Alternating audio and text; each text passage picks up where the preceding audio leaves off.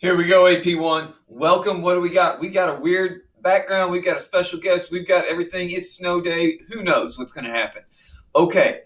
You were supposed to have a test. You were supposed to have a test over rotational motion, the kinematics, the torque, the acceleration, theta, omega, alpha, all of it. You'll still get to have that test as soon as we come back. Good news, we're going to keep going because the next unit is so closely intertwined with the unit you just finished. It's a continuation. Then we'll come back, we'll review, we'll test, and then we'll finish the new stuff. All right, everybody say hi, H. Say hi. There we go. She's taking a nap. That's what we're doing. Here's what we've got. New unit, new you. We're down here for a reason. We're in the shop room. That's fine. I know it's cluttered. Sorry, whatever. Oh, wait. Honest truth. Here we go. There's only two new things you need to know this whole unit. Two new things. That's it. Ready? First one. It's statics. Nothing moves. Nothing moves at all. The whole unit. Everything is balanced, stuck in place, unmoving. It's static. It's the opposite of kinetic. Okay. First thing. We're going to pause right here. Hey, we're back. Here we go. Nothing moves. First rule. Sum of all the forces. Let's get rid of some of that backlight here. Sum of all the forces is zero. That's it. Sum of all the forces is zero. And guess what? I'm going to take this pencil right here and I'm going to balance it right there with my thumb. Ooh, right? There's a normal force up and there's force of gravity down. They're equal and opposite and nothing moves. It's that simple. You've already done this. So if you were thinking normal force from before, it's pretty much that. Everything's good. So look, the pencil doesn't move. So the sum of all the forces is zero. And now, if I use two things to hold it up, right? Now, wait, the sum of the force from one finger and the sum of the force from the other finger, they total zero. We were used to ignoring the fact that cars had four wheels. We just said, hey, a car on the ground, normal force gravity. We ignored that. We assumed the car was 1 point and it touched the ground. And now we're going to separate that. So if you got four wheels, 4 points of contact, you got four normals, one gravity, and they all balance out to zero. Second rule. Sum of the torques equals zero. That's it. So if you've got a torque one way, you better have a torque the other way so that nothing spins, nothing accelerates. Those are the two rules. That's all there is. They are both necessary, but neither is sufficient. That's good logic stuff. That's good for your math teachers. It's philosophy, logic, all that. You ready for this? Okay. So if I lay this flat and I were to push on it from one side and I were to push on it from the other side, if I balance my forces so that they are equal and opposite, sum of the forces is zero, right? But here's the problem. If I push on it here and I push on it down here and then it spins, there's a torque. So all of a sudden, those two equal and opposite forces, because they weren't in the same location, when I push one up and one down, the pencil spins, which means it's not static, which is why you have to have both. Because the first one, the sum of the forces, is necessary, but it's not sufficient. Because if I balance forces opposite like this, the pencil will spin. Right? If I push like this, that way, it will spin that way. All right. Here's your first problem for statics.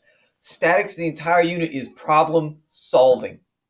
There are classes and types and ideas for problems all over the place, and we're just going to practice. This is the best unit for learning how to problem solve, to see different concepts, apply the same rules in dozens of different situations. This is it. In fact, this is a lot of engineering. If you're a civil engineer, people, whatever. We'll talk about that in class. Here we go. Here's today's homework assignment. You take your Valentine date right here. I got a beautiful date. We're going to go to the restaurant. We're going to walk in. We're going to go have a seat. And then we're going to sit down. And first thing is you hit your head. Okay? They do this. Why do they put the things so low at the restaurant? And the owner of this restaurant gets annoyed. All right. He says, look, we're going to fix this problem. So here's what he does. He grabs this string right here. And he pulls this off to the side, like so, about that distance. And when he does, this rope above me is horizontal.